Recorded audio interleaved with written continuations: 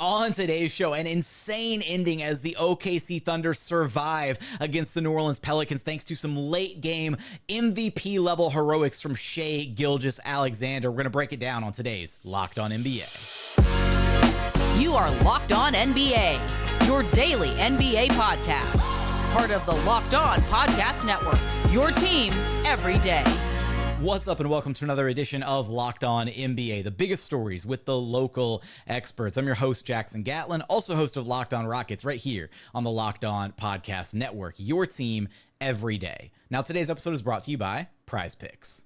Prize Picks is America's #1 fantasy sports app with more than 3 million members. It's the easiest and most exciting way to get in on the action while you watch your favorite sports and players. You just pick more or less on 2 or more players' stats and watch the winnings roll in. It really is so simple to play. You can make your picks and submit an entry in less than 60 seconds. Quick withdrawals, easy gameplay, and an enormous selection of different players and stat types are what makes Prize Picks the #1 DFS app on the market. And right now you can get in on the playoff action and win up to 100 times your money on Prize Picks as you and the world's best players take the game to a new level during NBA postseason action. So if you've been thinking about getting in on some daily fantasy sports action, try Prize Picks. Download the app today and use code LOCKEDONNBA for a first deposit match up to $100. Again, download the app today and use code LOCKEDONNBA for a first deposit match up to $100. Prize Picks. Pick more, pick less. It's that easy.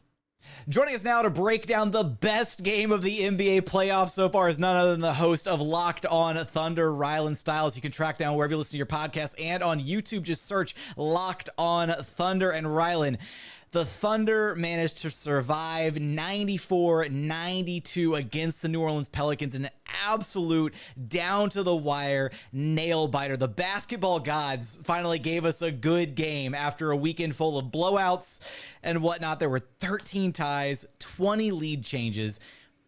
No Zion Williamson for the Pelicans, and they just about pushed the Thunder to the absolute limit in this game, gave them almost more than they could handle.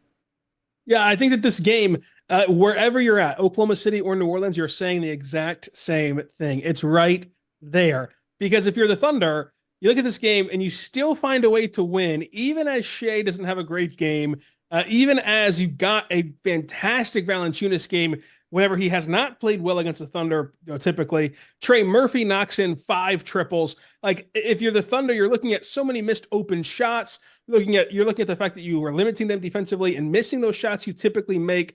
And you're saying to yourself, okay, this is the worst that the Thunder are going to play. They did not play to their standard in terms of pace. They did not play to their standard in terms of shot making. And from here on out, it's going to be even better for the Thunder. You got the win. And for the Pelicans, you're saying, well, you're right there with no Zion, with Brandon Ingram being awful, and you almost got down on the #1 seed. So I think that each side of things feels very confident after game one. This game was dead even at halftime, 43 apiece. OKC wins the third quarter by 6. Then New Orleans goes down by as many as 10 near the top of the fourth before kind of roaring back and eventually taking the lead. There was a stretch in that fourth quarter, Rylan, it was about just under the 7-minute mark of the fourth quarter until about 90 seconds left in the game. OKC didn't have a single bucket from the floor during a stretch of more than 5 minutes of game time. What happened? What were you seeing happen offensively during that stretch?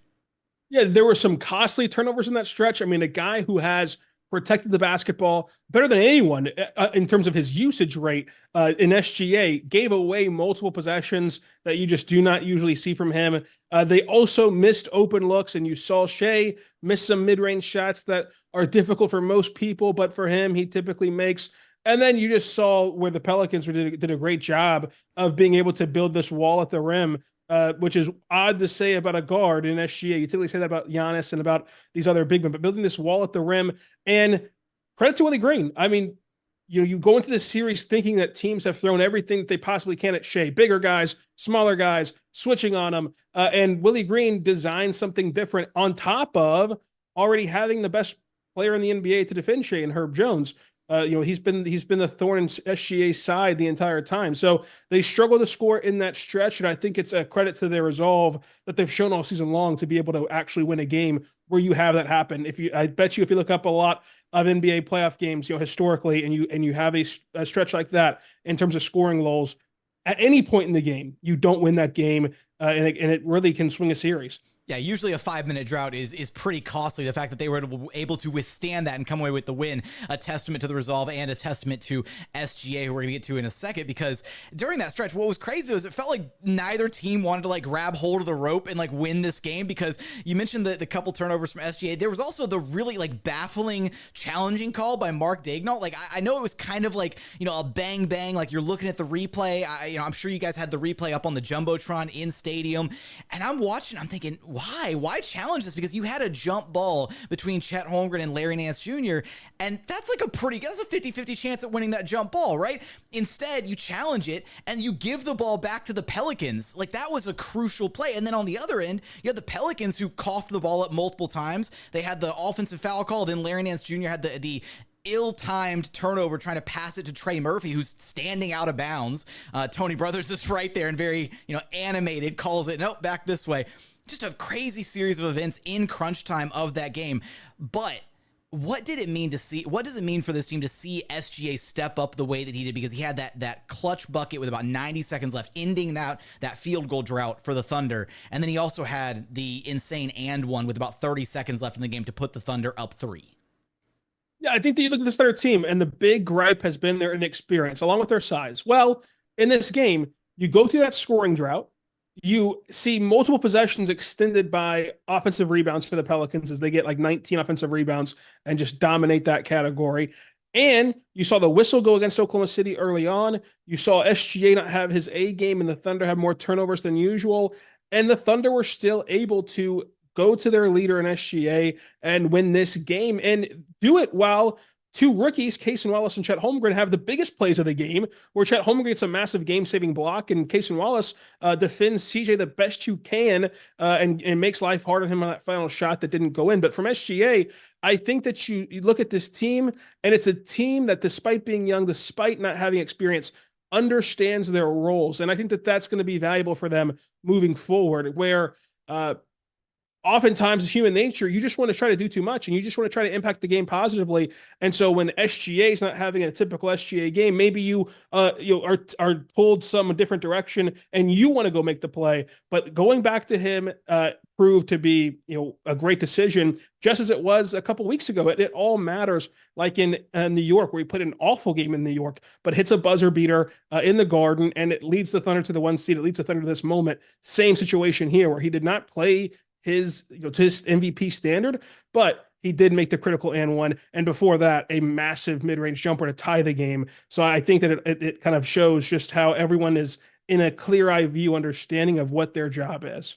Does it kind of feel like this was to me, it feels like this was the Pelicans' chance to like steal one, and they just let it slip away. And now I'm fully expecting OKC, who obviously earned the number 1 seed, best team in the West this season, I fully expect them to come out game 2 and fire on all cylinders and not have like one of those lulls where they kind of, let go of the rope a little bit like they did in the fourth quarter. Yeah, I hate this to sound like a homer, but I think that you're exactly right, where Trey Murphy has had 11 5+ three-pointer nights in the regular season, including a 10 three-pointer night in Toronto. He obviously can get hot. He's a 38% shooter overall from 3. He gave you 5 threes tonight. Jonas Valanciunas, who has been a hot discussion in this series, he played really well. 20 rebounds, 18 buckets, 18 points, and was a guy inside. Yeah. Dominated inside. And it was a guy who's been played off the floor by his own coach in this series, dating back to last postseason in the play-in against Jay Will. So to stay on the floor against Chet, how many times is that going to happen through 7 games? How many times is Trey Murphy going to hit 5 threes through these 7 games? And when you look at BI, maybe Pelicans fans are pushing back on, hey, BI had a really awful night. He has a lot of that Kevin Durant in him, this time in a more negative connotation, with guys that can play up under Kevin Durant and guys that can play up under Brandon Ingram are the ones who give him trouble. Lou Dort is regarded, internally in the NBA as one of the best defenders in the NBA for a reason. I think that life will get made hard on him. And so, Jackson, if we're saying that Shai didn't have his MVP standard, and we're saying that Brandon Ingram did not have his MVP standard, and we're saying that both teams have the equal counterpart, the best defender for Shai and the best defender for BI, it comes down to those complementary pieces. Are you going to get a better night from your complementary pieces if you're New Orleans? I don't think so. I feel more confident in the Thunder having better nights from their supporting cast, as they've proven to have a better supporting cast than New Orleans throughout the 82-game season. Will the Thunder be able to ride this momentum to a game to win? What adjustments will we see moving on throughout this series? You're going to have us covered for all of that and so much more over at Locked On Thunder. Rylan, thanks for stopping by Locked On NBA with me. Thanks for having me.